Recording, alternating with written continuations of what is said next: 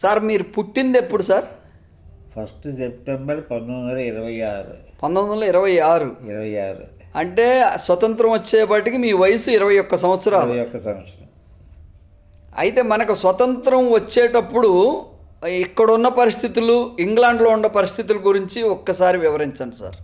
ఇక్కడున్న పరిస్థితులు, దేశం ఆందోళన ఉంది. ఆ, ఆందోళన కార్యక్రమాలు టౌన్స్లో ఉన్నంతగా విలేజెస్లో లేదు. ఆ, టౌన్స్లో కూడా నార్త్ ఇండియాలో ఉన్నంతగా సౌత్ ఇండియాలో లేదు. ఆ, ప్రతి దేశంలో కూడా నార్త్ ఇండియా అవేకెనింగ్. ఆ, ఆ జగ్రాఫికల్గా అది ఉందో ఏమిటో నాకు తెలియదు, కానీ సౌత్ ఇండియా కదా, అమెరికా తీసుకోండి, ఇండియా తీసుకోండి, ఇంగ్లాండ్ తీసుకోండి, నార్త్ ఇండియా అవేకెనింగ్. ఒక్క నిమిషం మైల్డ్గా ఉంటుంది సౌత్ ఇండియా. ఇక్కడ కూడా టౌన్స్ అంత అవేకెనింగ్ లేదు. ఆ కొద్ది అవేకెనింగ్ విలేజెస్లో లేదు. కొన్ని చోట్ల జెండా కూడా ఎగరేసే లేదో నాకు అనుమానం. లక్ ఏమిటంటే, నేను ఇప్పుడు బెల్గాంలో నార్త్ ఇండియాలో మహారాష్ట్రలో అది మిలిటరీ సెంటర్, నేనున్న ఊరు పూనాకి దగ్గర ఉన్నది అన్నమాట, బెల్గాం అని ఉండడం వల్ల మంచి అవేకెనింగ్ అయిన కంట్రీ అది. బాలగంగాధర్ తిలక్ పేరు మీద తిలక్ వాడి అని పెట్టారు. పెడితే ఇప్పుడు తలక్ వాడి అయిపోయాడు స్వతంత్రం వచ్చాక. ఇప్పుడు తలుకు మూసి మనుషులందరూ వచ్చారనమాట ఇప్పుడు అక్కడికి. అది బాలగంగాధర్ తిలక్ నేషనల్ లీడర్ పేరు మీద పెట్టారు. అది అంచేది స్వతంత్రాన్ని బాగా ఎంజాయ్ చేశాను. మొదటి స్టూడెంట్గా ఉండడం, అంతే చిన్న బచ్చాగా కాకుండా 21 years వయసు వచ్చిన స్టూడెంట్గా ఉండడం. రెండోది ఏంటంటే అవేకెనింగ్ కూడా నార్త్ ఇండియాలో ఉండడం. I enjoyed freedom. అది అంటే స్వతంత్రం మనకి 1947 స్వతంత్రం వచ్చేటప్పటికి క్లైమెంట్ అట్లీ బ్రిటన్ ప్రధానిగా ఉన్నాడు కదా. లేడు. అప్పుడు అతను ఉన్నాడు. అంత ముందేళ్ళతో వచ్చాడు, 46లో వచ్చాడు. అతను మనకి ఏ విధంగా సహాయపడ్డాడు మన స్వతంత్రం ఇవ్వడానికి? అసలు అతని వల్లే మనకి 47 వచ్చింది. లేకపోతే కూడా వచ్చింది, కానీ లేట్గా వచ్చింది. న్యాయంగా 1945లో ఎన్నిక జరగాలి ఎక్కడ, ఇంగ్లాండ్ దేశంలో. వరల్డ్ వార్ జరుగుతుండడం వల్ల మరి వార్ పీరియడ్ ఎన్నికలు పెట్టలేదు, వాళ్ళు పోస్ట్ పోన్ చేశారు. ఆ పోస్ట్ పోన్ ఎక్కడ 46 పోస్ట్ పోన్ చేశారు. వార్ టైంలో విన్స్టన్ చర్చిలో నిలబడి ప్రధానమంత్రి. ఆ ఎన్నికల చర్చిలో శుభ్రంగా ఓడిపోయాడు, డిపాజిట్ కూడా పోయింది. వాడు కానీ ఉంటే అప్పుడు స్వతంత్రం వచ్చేది కాదు. Is against India's independence. ఈ క్లెమెంట్ ఆట్లీ ట్రూ డెమోక్రాట్, ఇండియాకి ఇండిపెండెన్స్ ఇవ్వాలి అన్న మనిషి. మరొకటి ఏమిటంటే, వాడికి రైట్ హ్యాండ్ మ్యాన్గా ఉన్నవాడు లార్డ్ మౌంట్ బ్యాటన్. ఆ లార్డ్ మౌంట్ బ్యాటన్ని ఇండియాకి గవర్నర్ జనరల్గా పంపించారు అప్పుడు, ఇంకా స్వతంత్రం రాకముందరే. అతను నెహ్రూ లా చదువుతున్నప్పుడు నెహ్రూ క్లాస్మేట్, ఫ్రెండ్ ఉన్నాం. అలాగే కొన్ని ఇంగ్లాండ్ దేశ పరిస్థితులు కూడా కారణం. లేకపోతే 47 స్వతంత్రం వచ్చేది కాదు, 57 67 వచ్చేది. గాంధీ నాదేది గొప్పదే కాదన్ను, అది ₹10 వాటావే. ఇంగ్లాండ్ దేశంలో ఉన్న పరిస్థితులు కొంత కారణం వేగిన రావడానికి మనకి స్వతంత్రం. అతని పేరు క్లెమెంట్ ఆట్లీ.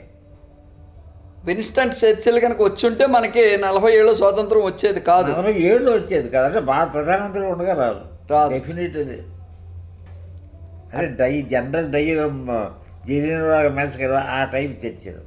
ఓకే, బాగా ఇదనమాట. కానీ ఒకటి, నేను చర్చిల్ని తప్పు అని ఎంచేదంటే, వాడు ఇంగ్లాండ్ దేశం ప్రధానమంత్రి. ఇంగ్లీష్ ప్రధానమంత్రి వాడు డ్యూటీ ఏమిటి? పెద్ద బ్రిటిష్ సామ్రాజ్యంలో కోహినూర్ వచ్చిన ఇండియా కాలనీ. ఇండియా అంత రిచ్ కాలనీ ఎక్కడ లేదు, మిగతావన్నీ టుమ్రీలు. ఇండియా ఒక్కటే రిచ్ కాలనీ అనమాట. అలాంటి కాలనీని వదిలేసేటు అంటే వాడు డ్యూటీ కూడా చేయనట్టుగా కదా సరిగ్గాను.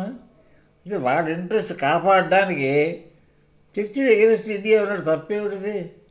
మా తమ్ముడు మామగారు ఉన్నాడు అన్నట్టు ఇసుక కనిపించాడు అల్లూరి సీతారామరాజు కేసులో. మొదలు తిట్టారు, నేను ఒక్కడే సపోర్ట్ చేశాను. ఎందుకు? కాంబోజ్ మెడ్రాస్ స్టేట్లో హయ్యెస్ట్ పోలీస్ ఆఫీసర్ గణేష్ శర్రామ్ అతను, నడిమింటి మా చుట్టం. అతనికి రావు బహదూర్ బిరుదులు కూడా ఇచ్చారు అల్లూరి సీతారామరాజు కేసులో.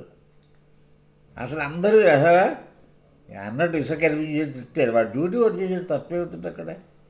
అంటే అల్లూరు సీతారామరాజును పట్టుకునేటప్పుడు అన్నంలో ఇసుక కలిపాడా? కలిపేట మా బంధువులు అన్న నాకే తెలుసు. ఏం పేరండి ఆయన పేరు? నడిమింటి గణేశ్వరరావు. నరిమీటి గణేశన్రావు పోలీస్ ఆఫీసర్గా ఉన్నాడు. Highest police officer. వాడి మీద వాడు లేడు స్టేట్లో. ఆ, ఎక్కడ మెడ్రాసు, కేరళ మొదలుపెట్టి ఒరిస్సా దాకా మెడ్రాస్ స్టేట్ అంటారు. అంత రాష్ట్రానికి హైయెస్ట్ ఆఫీసరు. వాడు కూతురి మా తమ్ముడికి ఇచ్చారు. సో అతను డ్యూటీ అతను చేశాడు, బ్రిటిష్ వాళ్ళ దగ్గర ఉన్నాడు కదా. తప్పేంటి మీరు చెప్పండి. అది ఇప్పుడు మా తాతయ్య ఉన్నాడు, నాకు మా అమ్మగారికి అందరికీ తీర్టు పెట్టేవాడు. మా నాన్న చనిపోయాడు. నువ్వు లా చదవాలి, మ్యాథ్స్ అంటే కావడానికి వీలు లేదన్నాడు. అతను చేసింది తప్పు పని. నా ఇష్టం వచ్చింది నన్ను చదవని లేదు. అది బాధ. ఇష్టం వచ్చింది చదవనిపోతే బాధ లేదు. లవ్ చేసిందని పెళ్లి చేయకపోయినా బాధ లేదు. లవ్ చెయ్యిందని పెళ్లి చేయడం కష్టం. నేను లవ్ చేయని రాదు చదివించాడు. 2 ఏళ్ళు 4 ఏళ్ళు చదివాను. నాకు ఏ సబ్జెక్టు ఇంట్రెస్ట్ లేదు. నేను ఫెయిల్ అయిపోయానని బ్రెయిన్ ఇస్తాను అనుకునేవారు కొందరు. నాకు ఇష్టం చదువుతుంది, ఏం చేస్తాను? నిందలన్నీ కూడా భరించాను. ఎందుకు? పోషిస్తున్నాడు. పోషించిన వాడి మాట వినాలి. మా తాతయ్య తప్పని నేను అన్నా. అసలు పోషిస్తున్నాడు, అతనికి హక్కు ఉన్నది, అధికారం ఉన్నది. నాకు దురదృష్టం ఉంది అతను తాత అవ్వడం. అందులో మ్యాథ్స్ అంటే గౌరవం లేదు అతనికి. టీచర్స్ ఒంటి మీద ఎక్కడైనా పెట్టు వెతుకుతా కానీ కనుబొమ్మ ఎదగబడ్డా. మ్యాథ్స్ ఏదంటే కనుబొమ్మ ఉంటా. బతకలేక బడిపంతులని ఒక సామెత. సామెత ఉండేది. అతని అన్నతారు ఒక అల్లుడు తాత విశ్వనాథన్. అతని దగ్గర నేను చదువుకున్నాను ట్యూషన్. అతని మ్యాథ్స్టే. అతనంటే గౌరవం లేదు అతనికి. చాలా మంచి టీచర్ అతను.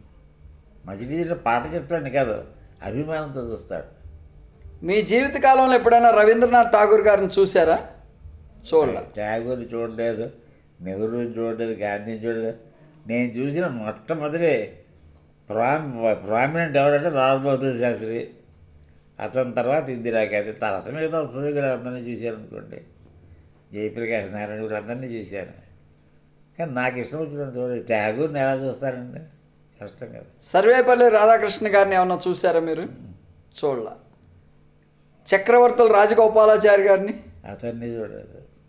ఓకే. అంటే మీ నాన్నగారు మద్రాసు ఈ విజయనగరం రాజా గారికి అడ్వకేట్ ఉండేవాళ్ళ? విజయనగరం కాదు, బొబ్బిలి కొరపం. ఆ, పాతూరు పక్కన ఉంది బొబ్బిలి.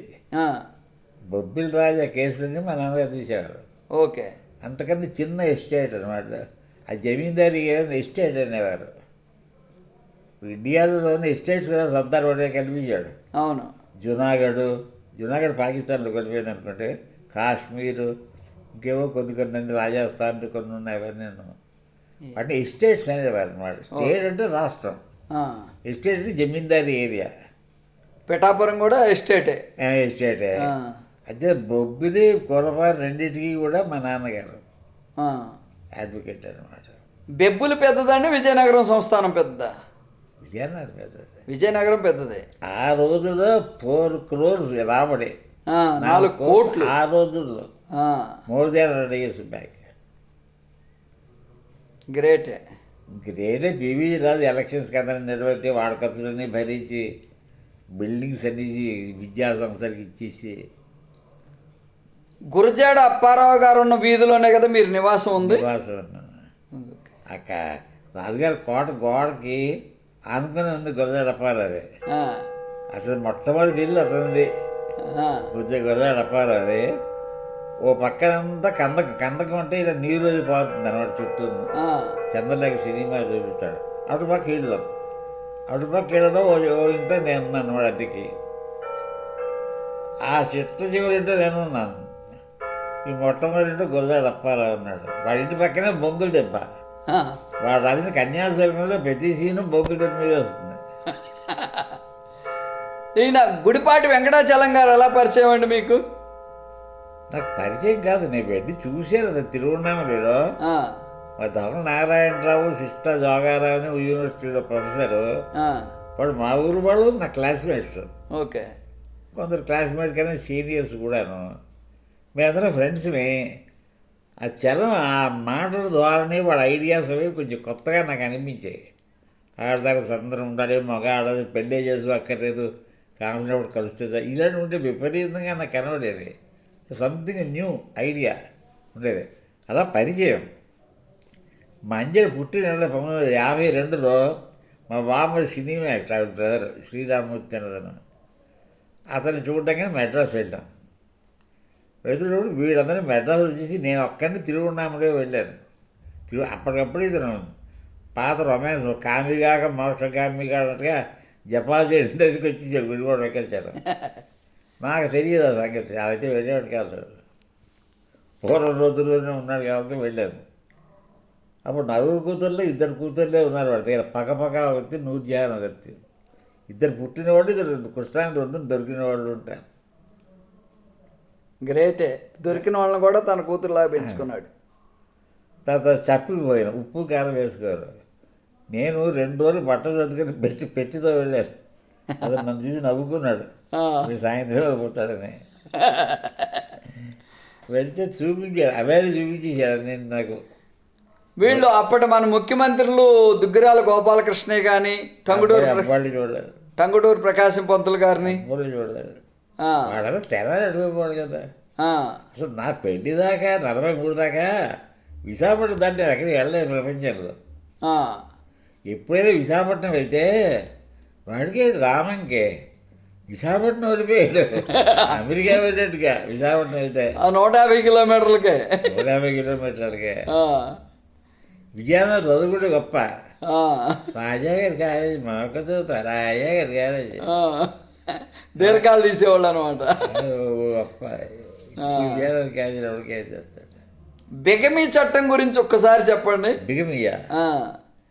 బిగమీ చట్టం అంటే ఒక భార్య బతికుండగా ఇంకోటి భార్యని పెళ్ళాడకూడదు. ఇప్పుడు వెళ్ళాడంటే దానికి డైవోర్స్ ఇస్తే వెళ్ళాడచ్చు. భార్య చచ్చిపోయినా పెళ్ళాడొచ్చు ఇంకోతిని, లేదా అది బతికున్నా డైవోర్స్ ఇచ్చిస్తే కోర్టు ద్వారా. నిన్ను వదిలేసేం తలాకని పనికి రాదు, రిటర్న్గా కోర్టు ద్వారా రావాలి, వస్తే వెళ్ళాడచ్చు. బిగమీ చట్టం. అయితే ఈ బిగమీ చట్టం మనకి స్వతంత్రం వచ్చిన తర్వాత 1947లో వస్తుందని, అంతకు ముందే కొంతమంది 2వ పెళ్ళిళ్ళు చేసుకున్నారు అడావిడిగానే అని అంటారు. ఎవరో కదా, మా బామ్మతో చేసుకున్నాడు భాస్కర్ అన్నగారు. ఇంకా 2 నెలలకి బిగమీ చట్టం అమలుకి వస్తున్నాక గమ్మగమ్మ చేయిస్తున్నాడు. 47లో అమలులోకి వస్తుందనగా 47లోనే తను పెళ్లి చేసుకున్నాడు. 47లో 2 నెలల ముందు స్వతంత్రం వచ్చింది. లీలావతి మున్షి అని బాంబేలో ఉంది ఆవిడ ఇంట్రడ్యూస్ చేసింది అది.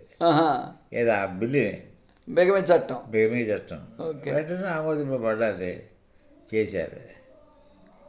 ఇది ఇంకో బామ్మది ఉన్నారు. మా బామ్మది అందరూ ఏదో దక్షిణ నాయకులు అంటారు, అంటే పెళ్ళాముడిగా ఇంకో ఉంచుకునే వాళ్ళని దక్షిణ నాయకులు అంటారు. అతను భార్య ఉన్నది కానీ దానికి పిల్లలు పుట్టలేదు.